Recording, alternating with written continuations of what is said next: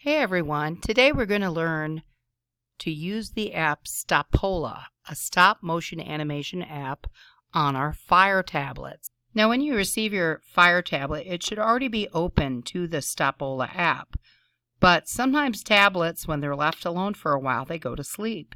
So if your tablet appears to be turned off, just look on the side, you'll see a series of buttons. That one right there on the bottom is the on and off button, and you can also use it to wake it up.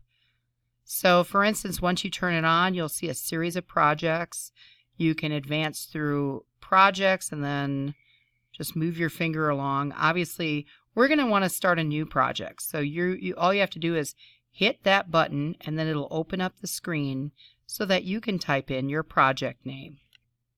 The name of your project is simply your group name that's on your project overview sheet.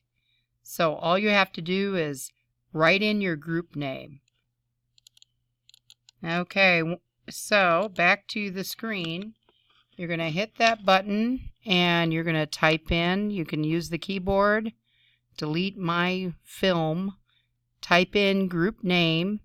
One thing I want to caution you against, though, is including things such as apostrophes and hashtags, because that could ultimately make it difficult to transfer your film via Bluetooth to my computer. Just have only alphabetical characters in your group name.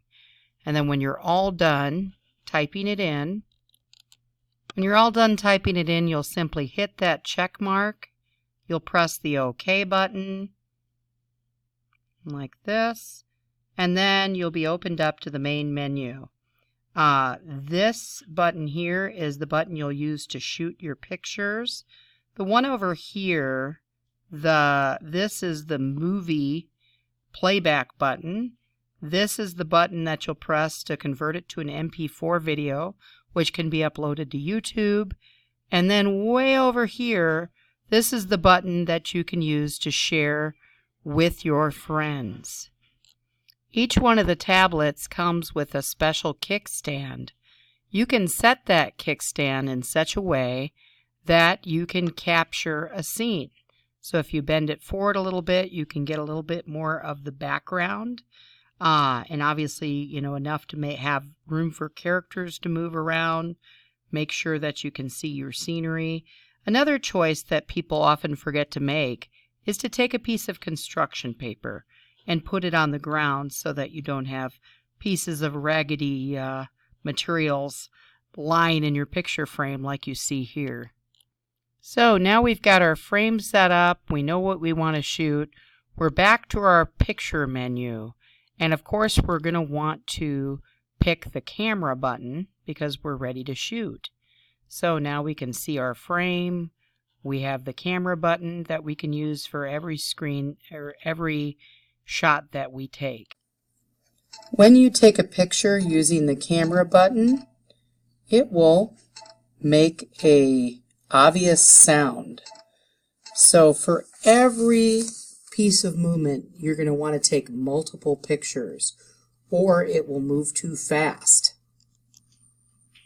When you want to get a clear picture about what you just filmed, you can press this backwards arrow and it'll show you all the photos that you took. If you don't like a photo, all you have to do is drag the trash can over it and it will delete it. Now if you took a lot of photos, that could be a little tedious. Like let's say you took 25 pictures and you don't like it. You could individually drag the trash can over, or you could delete the whole project. I'm going to say drag the trash can over the picture. So, and you can review what your movie looks like when you press this movie camera. And then you press the play key and it will show you your playback. Obviously we have no playback because we did not film anything. Just for fun, I'm going to animate the most boring thing possible. I'm going to animate a rock. So I'm going to press maybe about 5 pictures. Then I'm going to move my rock ever so slightly. I'm going to take 5 more pictures. Now, careful not to let your tablet move. Sometimes I like to tape my tablet down just to make sure it doesn't go anywhere. Now, I think up to 8 pictures is good. Again, I'm just taking a bunch of pictures for each movement.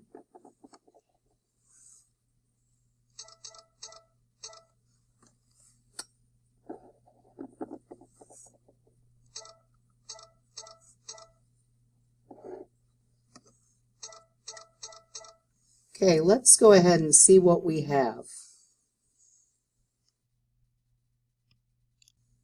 So here I am in camera mode. I'm going to go back in playback mode. I'm going to hit my movie camera icon and I'm going to press play. And there's my rock moving along. Obviously, if I wanted to move slower, I can take more pictures. If I wanted to move quicker. One thing we did not talk about in terms of making things fast or slow is FPS, which means frames per second. When you're in the playback mode, you'll notice there's a little guide here where you can speed things up and slow things down using this tool. So you actually wouldn't need to take as many pictures and you could just adjust it later.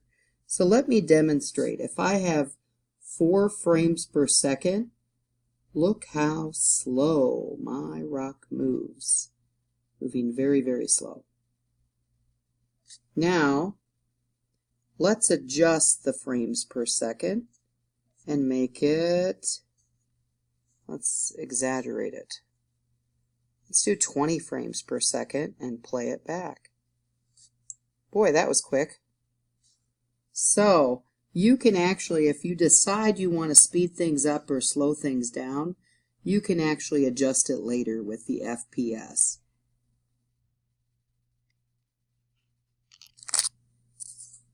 When you are satisfied with your picture, then we will render it. Again, we press OK. And the video is now completed. It says video generation completed in 3 seconds. And then we can go into share mode. And typically what I will do is this will be Bluetooth to my computer.